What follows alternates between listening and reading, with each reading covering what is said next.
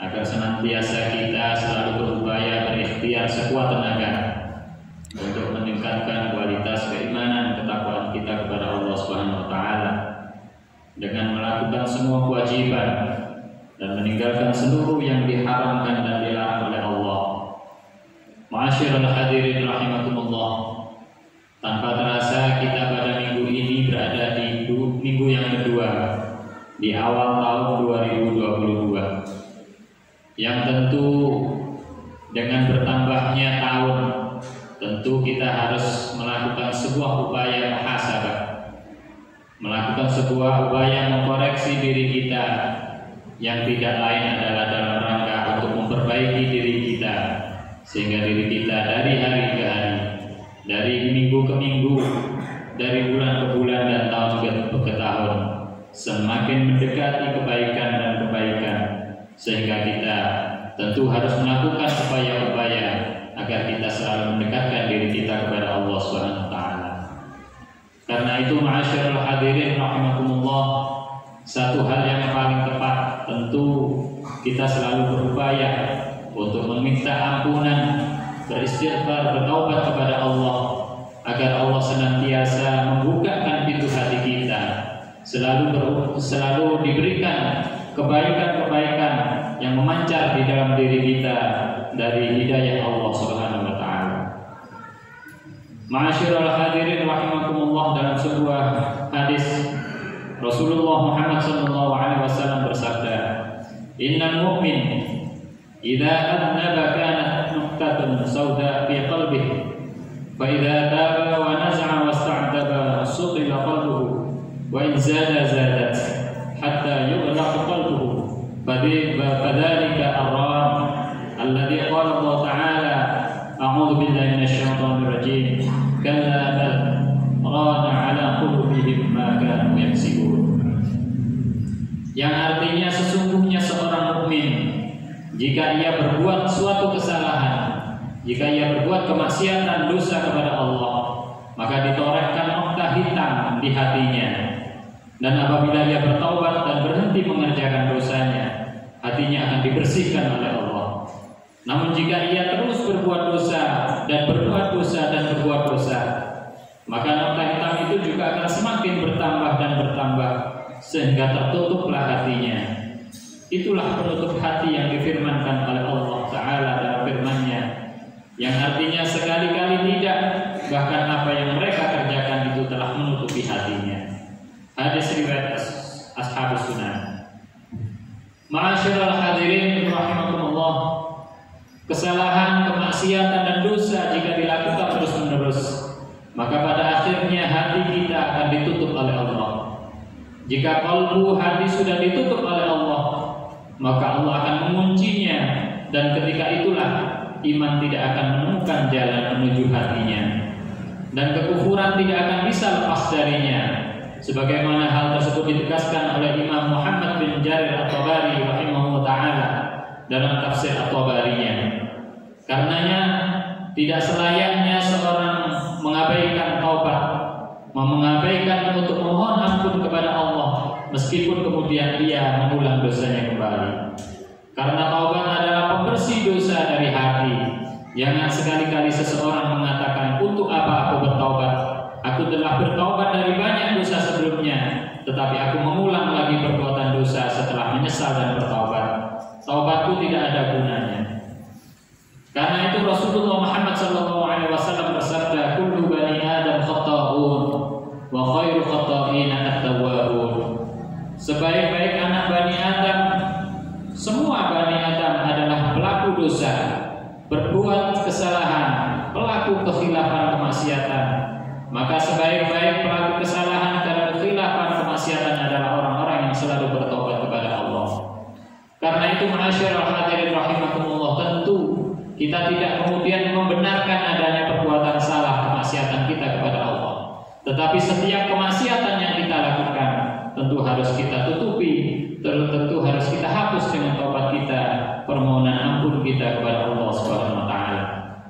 Ma'asyiral hadirin rahimakumullah, taubat hukumnya wajib bagi kita seketika begitu seseorang melakukan perbuatan dosa, ketika seseorang melakukan kemaksiatan, baik itu dosa kecil maupun dosa besar, janganlah kita meremehkan sebuah maksiat lalu kita lalui begitu saja tanpa minta ampun kepada Allah, tanpa bertobat kepada Allah.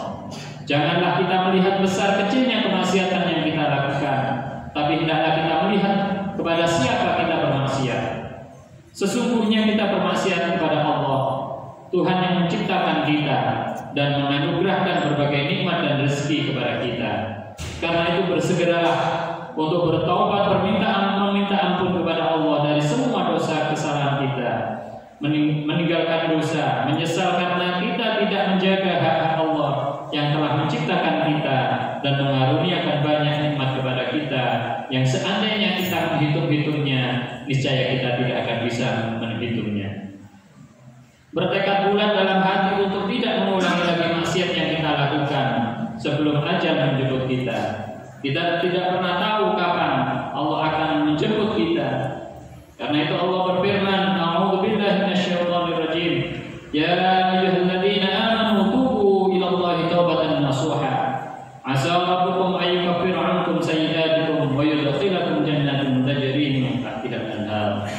Yang artinya, wahai orang-orang yang beriman, bertaubatlah kepada Allah dengan taubat yang semurni-murninya.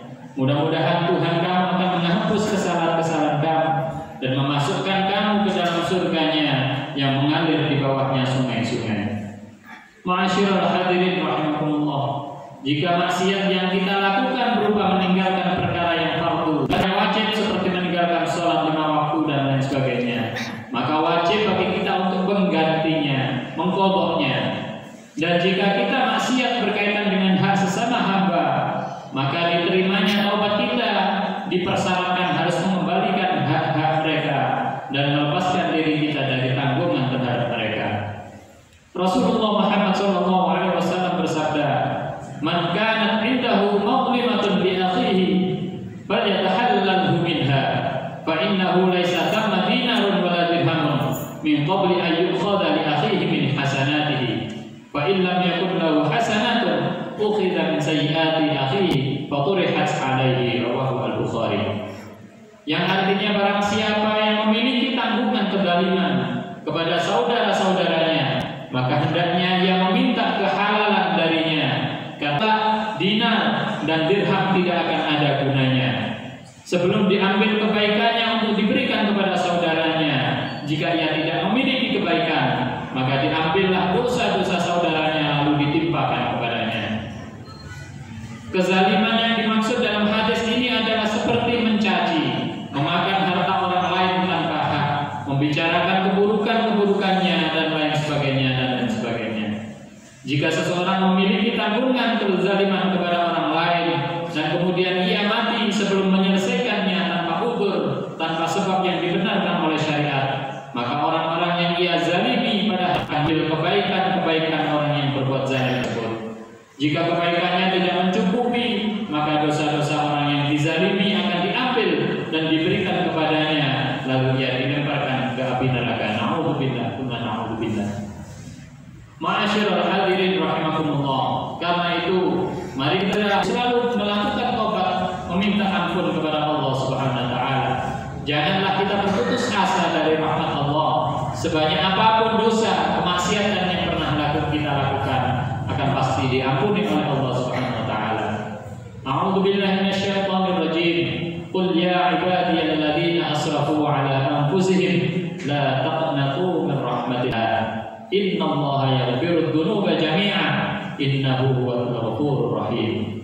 Yang artinya, katakanlah wahai hamba-hambaku yang melampaui batas terhadap diri mereka sendiri, janganlah kamu berputus asa dari rahmat Allah. Sesungguhnya Allah mengampuni dosa-dosa semuanya. Sungguh Dialah yang Maha Pengampun lagi Maha Penyayang. Karena itu janganlah kita mengatakan, aku tidak akan diampuni oleh Allah. Allah pasti akan menyiksaku saking banyaknya dosaku. Haram hukumnya dan termasuk dosa besar apabila seseorang berburuk sangka, suudzon kepada Allah seperti itu. Inilah yang disebut oleh para ulama dengan al-qunut min rahmatillah, atau berputus asa dari rahmat Allah. Kita tidak akan pernah tahu apa yang akan Allah perbuat terhadap kita. Bagaimana mungkin kita memastikan bahwa Allah akan menyiksa kita? Bagaimana mungkin kita memastikan bahwa Allah akan menyiksa kita, dan bagaimana kita bisa memastikan bahwa Allah tidak akan mengampuni kita? Allah memang Sayyidul Iqab, yang siksanya amat pedih, tetapi Allah juga mempunyai sifat Ghafurur Rahim. Allah Maha Pengampun lagi Maha Penyayang. Karena itu begitu juga sebaliknya, jangan kita lepas kendali hingga banyak melakukan maksiat tanpa bertobat kepada Allah dengan bersandar dan bergantung kepada rahmat Allah. Jangan kita mengatakan Allah Maha Pengampun, Allah Maha Penyayang, Dia pasti akan menyiksaku, Dia pasti tidak akan menyiksaku meskipun aku banyak melakukan maksiat. Hal disebut oleh para ulama dengan al-aman bi makrillah, merasa aman, merasa tenang dari siksaan Allah, dan itu termasuk dosa besar yang semestinya adalah antara khauf kepada Allah dan raja kepada Allah, antara khauf takut kepada Allah dan merasakan raja selalu berharap kepada rahmat Allah Subhanahu wa taala, takut terhadap siksa Allah dan di sisi yang lain tetap berharap kepada rahmat ampunan dari Allah Subhanahu wa taala. Baginda Nabi Muhammad sallallahu alaihi wasallam bersabda, "Innallaha yumli lidh-dhalim hatta idza akhadahu lam yuflithu." Yang artinya sesungguhnya Allah menangguhkan balasan terhadap orang-orang yang zalim, Allah tidak akan melepaskan atau membalas dengan siksaan. Oleh karena itu, masyiral hadirin rahimakumullah, tentunya janganlah sesuatu pelaku dosa tertipu karena balas siksa dari Allah yang menimpanya, lalu dia terus berbuat maksiat, berbuat zalim, berbuat dosa kepada Allah tanpa melakukan tobat dan takut terhadap siksa Allah. Jika balasan siksa dari Allah betul-betul datang mengenainya, dia pasti akan binasa dan tidak dapat mengelaknya. Baginda Nabi Muhammad SAW dalam sebuah hadis mengatakan firman, "Inna da'utani wa ra'utani wa fartu la'ama wa la ubali." Wahai manusia, sama engkau berdoa kepadaku dan mengharap mengampunimu atas dosa-dosa yang engkau lakukan, dan banyaknya dosa tidak akan berpengaruh bagiku. Ya bani Adam, law balaghat dhunubuka 'anana as-sama' thumma istaghfartani ghafartu laka wa la ubali. Wahai anak Adam, jika dosamu memenuhi bumi dan angkasa sehingga ia naik ke langit, kemudian engkau memohon ampun kepadaku, kata Allah, maka aku akan mengampunimu dan banyaknya dosamu tidak akan berpengaruh bagiku. Kemudian, ya bani Adam, law ataitani bi qurabil ardi khataya thumma laqitani la tusyriku bi syai'an maghfiratun. Wahai anak manusia, seandainya engkau datang kepadaku dengan dosa yang memenuhi bumi, kemudian engkau meninggal dalam keadaan tidak menyekutukanku dengan apapun, tidak mensyirikkan Allah, tidak mensekutukan Allah, niscaya aku. Ma'asyiral